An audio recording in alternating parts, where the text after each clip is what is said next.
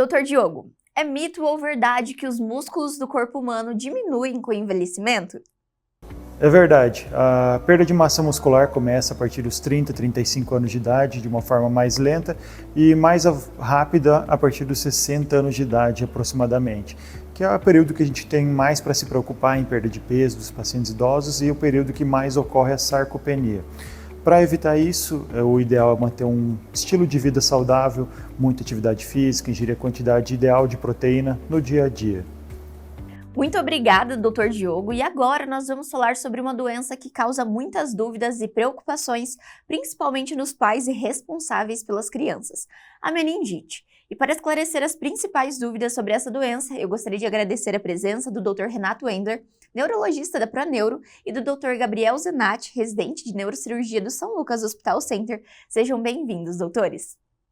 Obrigado pelo convite. Então hoje nós vamos falar um pouco mais sobre a meningite, que é um assunto que causa muitas dúvidas para quem está assistindo o programa, e hoje então nós vamos falar sobre essa doença. Eu gostaria que o Dr. Renato começasse explicando para a gente, doutor, o que é a meningite, então, para ter um contexto geral. Tá. De maneira bem sucinta e simples assim de entender, a meningite, imagine que o cérebro é uma bola de futebol, né? Aí você pega essa bola de futebol e você passa, como se fosse aquele plástico que envolve os alimentos, né, verdura, que fica bem colado essa bola de futebol. Isso se chama meninge. Então, na meningite, o que acontece? É um processo inflamatório nesse plástico, né, nessa membrana que envolve o cérebro. Né? Então, essa inflamação pode acontecer nesse plástico que envolve o cérebro e a medula, e causando um processo inflamatório que pega o cérebro e a medula. Certo. E existem tipos diferentes, doutor, de inflamação, então, que pode acontecer? A inflamação ela é causada por diferentes organismos, né, que levam a esse processo inflamatório desse plástico, dessa membrana que envolve o cérebro, dando características clínicas semelhantes, né, independente do tipo do micro-organismo que causa, a clínica é muito semelhante entre eles. Claro que alguns têm uma evolução mais rápida, outros têm uma evolução um pouco mais branda, mas o quadro clínico é muito parecido dentro dos diferentes micro-organismos, né, que causam. Certo. Então ela pode ser bacteriana, pode ser viral. O doutor Gabriel poderia explicar para a gente, então, esses diferentes tipos? Sim.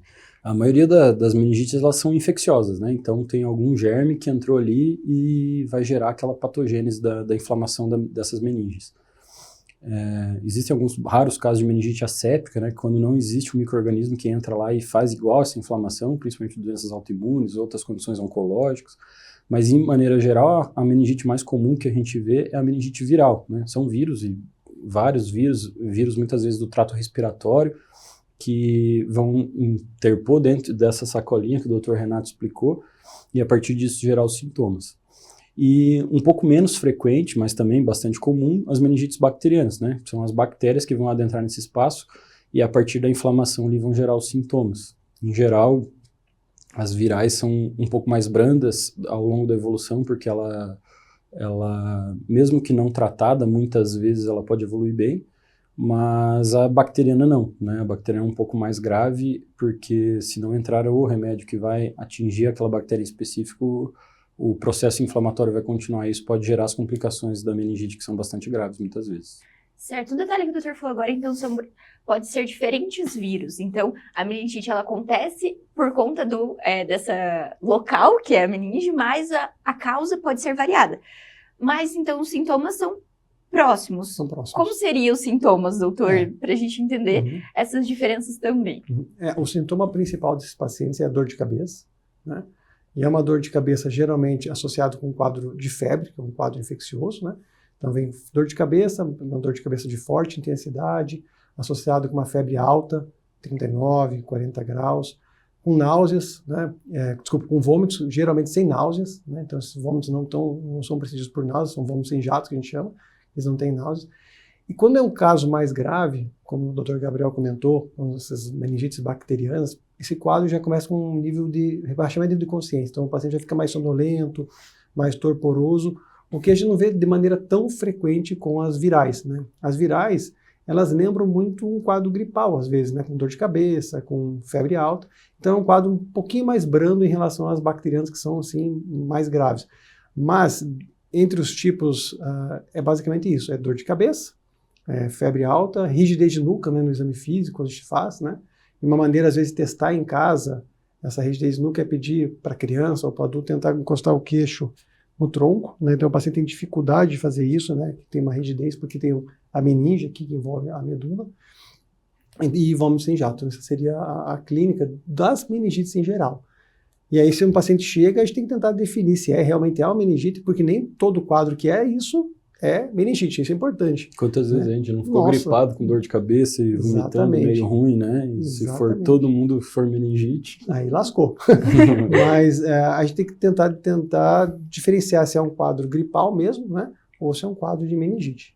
Certo. E daí, no caso, então, esse paciente apresentou esses sintomas, procurou um pronto-socorro, então, um neurologista, porque muitas vezes não vai passar pela cabeça que é, de fato, o primeiro diagnóstico. Como ele é feito, doutor? Então, é através de exames, ou então quando a gente percebe que aumenta os casos, já é um alerta para os médicos observarem? Como que é feito, então, esse diagnóstico? Doutor Gabriel. Pode falar. O diagnóstico da meningite ele é basicamente licorológico, né? A gente precisa do líquor para definir que aquele espaço subaracnoide, dentro desse saco, que o doutor Renato bem explicou, ele está com inflamação, né? Muitas vezes a gente precisa também pensar num diagnóstico diferencial. Para a gente fazer o líquor, né, a punção lombar, que é coletar aquele líquido que circula toda a meninge dentro do cérebro da medula, a gente também precisa excluir que tenham outras doenças. Por exemplo, aquela dor de cabeça pode estar sendo gerada por causa de um tumor dentro da cabeça ou um sangramento. E muitas vezes, se a gente for lá fazer a punção lombar para coletar o líquor, a gente vai estar piorando uma condição pré-basal, basal do paciente, né? Então é importante a gente geralmente fazer um exame de imagem primeiro, né, nos pacientes. Em geral, no âmbito de pronto-socorro, a tomografia é o melhor exame mais indicado pela agilidade dela. E em seguida a coleta desse líquor, né, que vai vir mostrar para a gente um padrão de inflamação, que vai guiar o tratamento voltado às bactérias ou voltado, por exemplo, uma meningite viral, né?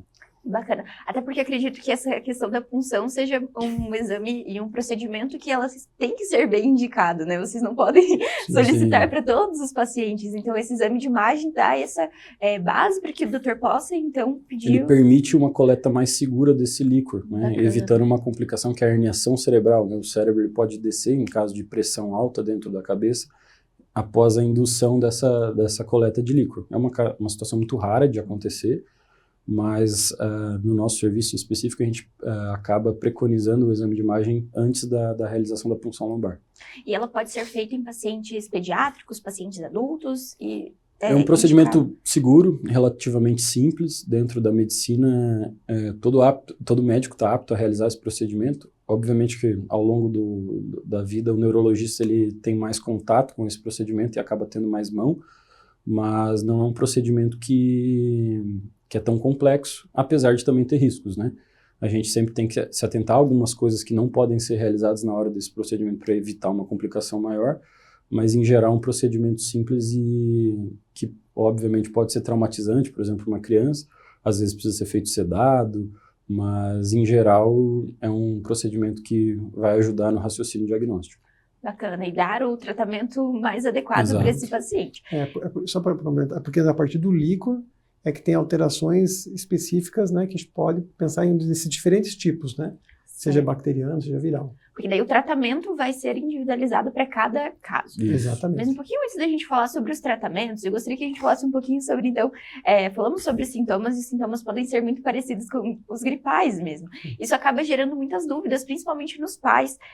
Hoje a gente vê uma conversa muito grande sobre a meningite, mas eu gostaria que o doutor explicasse pra gente por que existe todo esse medo ao redor da meningite. A gente fala então sobre o cérebro, que é a parte principal, mas eu gostaria que o doutor explicasse então de onde surgiu esse receio e esse desespero que causa ao se falar da meningite, doutor. Acho que a maior preocupação quando fala em meningite é a pessoa ter a meningite bacteriana. Porque a grande maioria das pessoas não sabem que a maioria dos casos são meningites virais, que é como se fosse um quadro gripal, né?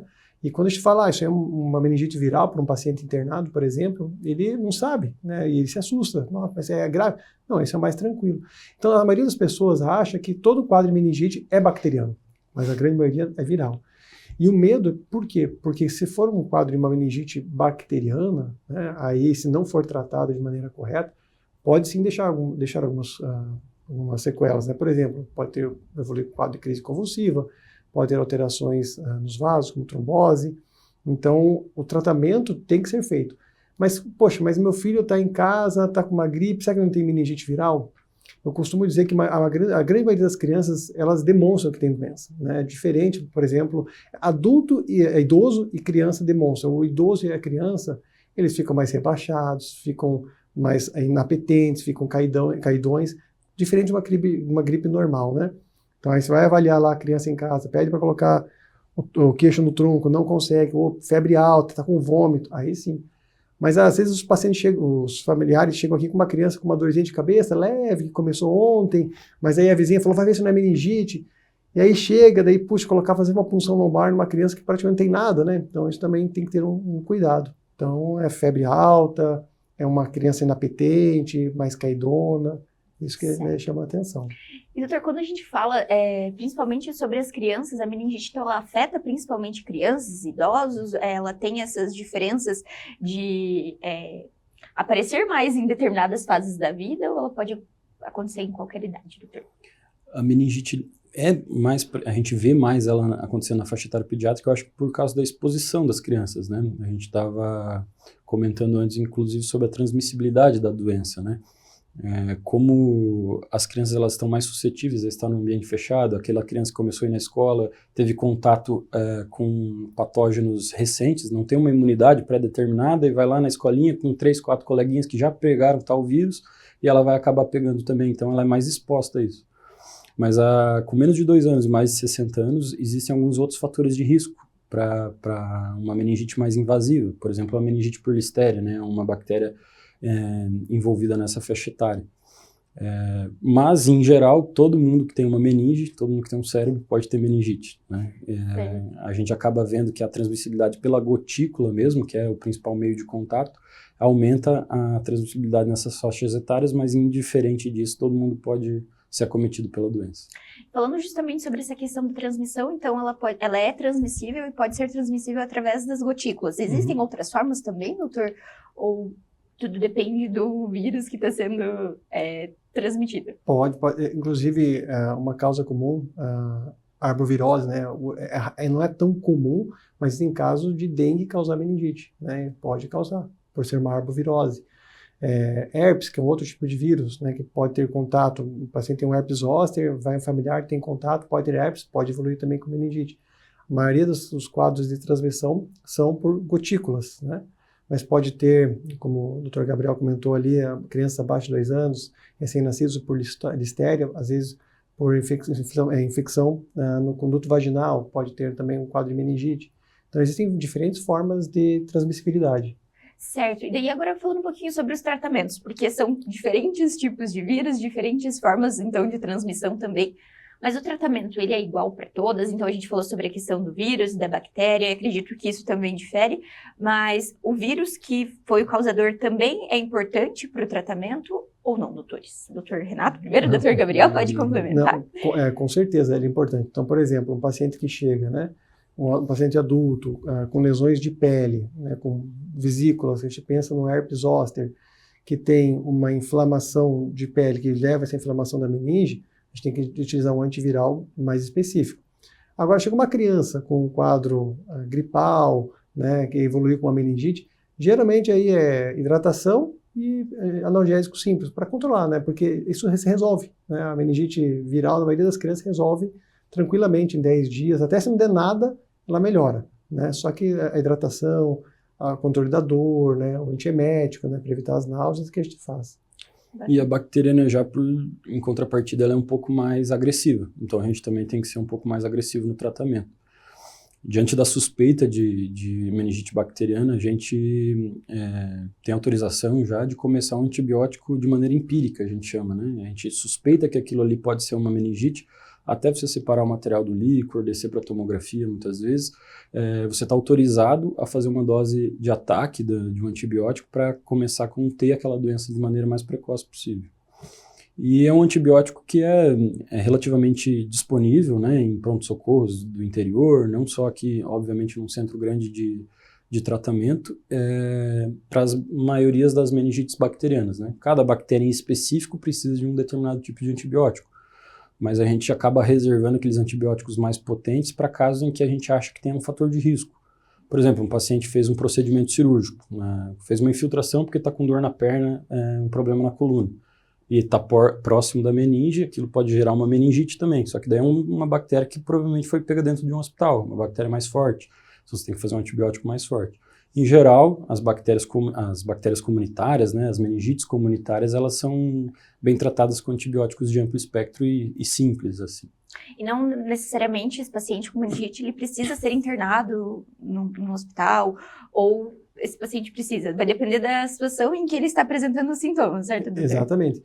Assim, a grande maioria das vezes, seja um quadro de uma meningite viral, o que acontece? O paciente chega pelo pronto-socorro, né, aí a pediatria pede a nossa avaliação, esse paciente é internado. A gente faz a coleta do líquor, faz os exames necessários. Descobri que é uma meningite viral. O paciente está bem clinicamente, dá para ficar em casa? A gente libera, né, porque é uma meningite que tem uma orientação, né, só hidratação, enfim. Agora, se o paciente está mais rebaixado, uma dificuldade de beber água, daí a gente fica internado. As bacterianas a gente deixa internado, porque aí tem que cumprir todo o tempo do antibiótico. Na veia, né, em específico na veia. Esse medicamento é na veia. E aí, né, se for começar a falar, existem outros tipos de meningite, tem nas fúngicas que acontecem em pacientes HIV, que tem uma carga, que não tem uma defesa ideal, tem a meningite tuberculosa, aí a gente vai longe ainda, se for assim. Mas acredito que a prioridade é a gente acalmar os ânimos e que sim, tem um tratamento e que também tem a prevenção, né, doutores? Que a gente poderia falar um pouco mais sobre a questão da prevenção da meningite através das vacinas. Doutor Gabriel, o doutor pode complementar também a fala, explicando então sobre a importância da vacinação para a meningite, doutor. Eu acho que parte desse temor generalizado sobre as meningites também vem, eu acho, do passado, né? Porque as meningites meningocócicas, principalmente, a meningococo é o nome da bactéria Neisseria meningitis. É uma bactéria específica que pode fazer uma síndrome de meningococcemia, que a gente chama. Essa bactéria ela não fica só exclusivamente na meninge, e sim ela pode pegar corrente sanguínea, fazer necrose da glândula suprarrenal, fazer sepse, fazer um quadro bastante grave e muitas vezes mortal. Que a gente não vê tanto, nem vê mais. Isso, depois que a gente conseguiu instalar a vacinação em massa, né, existe no calendário vacinal brasileiro a vacina meningocócica, que conseguiu reduzir bastante as taxas de doença grave, né, junto também com a vacina pneumocócica, que o principal bactéria que causa meningite é o pneumococo, que é evitado por essa vacina pneumocócica. Então, imagino que as grandes meningites graves, assim, a gente não vê mais tanto com frequência como eu acho que se via antigamente, exatamente por essa profilaxia que o governo conseguiu instalar em massa. Isso é importante. E até, a gente estava conversando antes, algumas cepas que não tem disponíveis no SUS, né, existem também de forma particular, né? Então, aquelas pessoas que têm uma curiosidade de saber qual o tipo de vacina que tem para o meu filho, tem núcleos de vacina que tem diferentes cepas, né, como para meningococo, para fazer esses pacientes também para prevenção maior ainda, né? E toda essa vacinação já é indicada logo no comecinho da vida dessa criança, já faz parte do calendário vacinal, como o doutor disse, né, doutor? A meningite, ela pode ser uma doença, então, por exemplo, essa criança, ela tem a vacinação, mas ela ainda assim adquiriu essa doença, ela pode se repetir ao longo da vida, ou a partir do momento em que ela teve uma vez, ela criou essa imunidade e não terá novamente. Como é um quadro infeccioso, pode, né? Não pode não acontecer mais, por ser um quadro infeccioso. Mas a proteção leva a esse paciente ter menos frequente, né? Então, e doenças menos graves quando tem, com certeza, né? Bem menos graves. Mas hoje em dia, assim, é muito raro ver alguma criança, eu não lembro de alguma criança que internou que não tenha tido boa resposta. Assim, hoje são poucos os casos de gravidade mesmo, né? Claro que existem, mas são poucos casos. Em adultos e idosos, eu acho que por todas as comorbidades envolvidas, talvez isso seja um pouco mais frequente do que em crianças, mas o intuito da vacinação reduzir as doenças invasivas, né, eu acho que ele está sendo atingido com sucesso ao longo do tempo. E falando então um pouquinho sobre, só para a gente dar um contexto de casos mais graves que a doença pode acontecer, o que é que pode acontecer com esse paciente, então, doutor, que necessita de um acompanhamento ainda mais aprofundado, se não tratado, então, quais seriam os sinais de alerta dessa doença um pouco mais grave, doutor? A meningite ela pode complicar com várias situações, né? Eu acho que a primeira complicação que a gente vê franca no paciente é a meningoencefalite, quando não é só uma meningite e o cérebro em si também foi afetado pela infecção. Então isso causa coma no paciente, pode causar crises convulsivas, uma série de sintomas neurológicos e específicos. E ao longo do tempo que aquela meningite está instalada, sendo tratada, e muitas vezes, mesmo tratada, ela pode gerar outras complicações. Hidrocefalia, que é como o líquido da espinha fica mais espesso, acaba acumulando esse líquido dentro da cabeça. Trombose séptica, que quando os vasos eles podem fechar, né, fazer uma trombose dentro dos vasos cerebrais. E outras complicações decorrentes à meningoencefalite que se instalou lá no início, né? Mas são casos muito específicos, em casos que hoje a gente, como o doutor disse, graças à vacinação também, o tratamento, e acredito que a informação também, né, doutor, seja muito importante para a prevenção e para o tratamento precoce dessas doenças, né? Acredito que a partir de... Isso também é uma dúvida muito importante, a partir de quantos dias apresentando essa dor de cabeça, apresentando esses sintomas, é importante buscar um médico? Eu acho que essa também vale. Não tem um tempo definido, assim, né? Vamos esperar 2 dias, vamos esperar 1 dia. Eu acho que você observar a criança, né? A criança está em casa, ficou muito rebaixada, está mais sonolenta, algo fora do habitual, na dúvida é melhor avaliar, né? Tá ótimo. Porque isso pode deixar passar, mas a criança responde. A criança mostra que ela está doente, né? Febre alta, 39, 40 graus, muito rebaixada, desidratada, não quer comer, até porque se não for nada, melhor dar uma hidratada. Mas nesses casos, porque a criança preocupa mais os pais. O adulto até que vai se virando, mas a criança percebeu que está ruim, já traz logo melhor do que deixar ficar 2 dias, 3 dias. Por vezes até os colegas, né, ficam nessa dúvida, será que está na hora de fazer um líquor? Será que a gente tenta hidratar primeiro? Será que não é só uma diarreia, uma virose? E a discussão acaba sendo sempre sobre a indicação desse líquor, né? Que dentro do hospital isso vai ser bem discutido. Agora, se você está em dúvida em casa, não vai ter como... Melhor levar para essa avaliação. E outra dúvida que eu acredito que também faça sentido a gente levantar é a questão das épocas que a meningite pode aparecer mais. Então, os doutores poderiam explicar para a gente, porque hoje a gente viu uma certa discussão sobre a meningite agora no começo do ano, mas ela pode acontecer no ano todo, Sim. Certo, doutor? Pode acontecer o ano todo. É mais comum em épocas frias, né? No inverno, outono ali. Por quê? Porque ficam mais em ambientes fechados, né? As pessoas ficam mais em ambientes fechados. E aí, como tem essa transmissão através de gotículas, principalmente, então facilita muito mais, né, a disseminação da doença.